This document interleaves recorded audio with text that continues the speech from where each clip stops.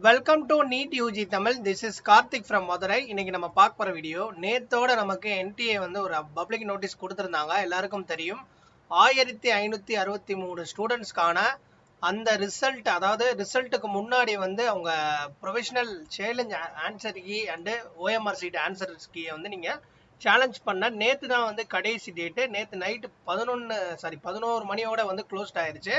So இந்த challenging முடிஞ்சது இன்னையோட முடிஞ்சிருச்சு அப்படின்னா கண்டிப்பாக வந்து இன்னைக்கு மேக்ஸிமம் வந்து நமக்கு ரிசல்ட் வெளியிடுவாங்க. இன்னைக்கும் நாளைக்கும் வந்து new score card and cut off eligibility வந்து கண்டிப்பாக வந்து சேஞ்ச் ஆகும். ஆனால் வந்து உங்களுடைய நீட்டோட, அதாவது 1563 கேண்டிடேட்ஸ் தவிர மற்ற கேண்டிடேட்ஸ் எழுதாத ஸ்டூடெண்ட்ஸோடைய மார்க் வந்து எந்த ஒரு சேஞ்ச் ஆகாது.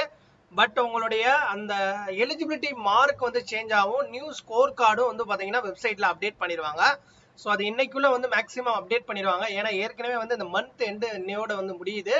அதனால வந்து ஜூலையில் அவங்க கவுன்சிலிங் ஸ்டார்ட் பண்ணுறதுனால ஸோ டக்குன்னு ப்ராசஸ் பண்ணுவாங்க. ஓகேவா?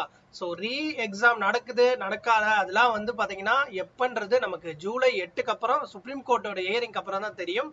பட் இப்போதைக்கு என்டிஏ தரப்புல இருந்து இந்த 1563க்கு ரீ எக்ஸாம் வச்சு அதற்கான ரிசல்ட்டையும் வந்து இன்னைக்குள்ள வெளியிட்டுருவாங்க.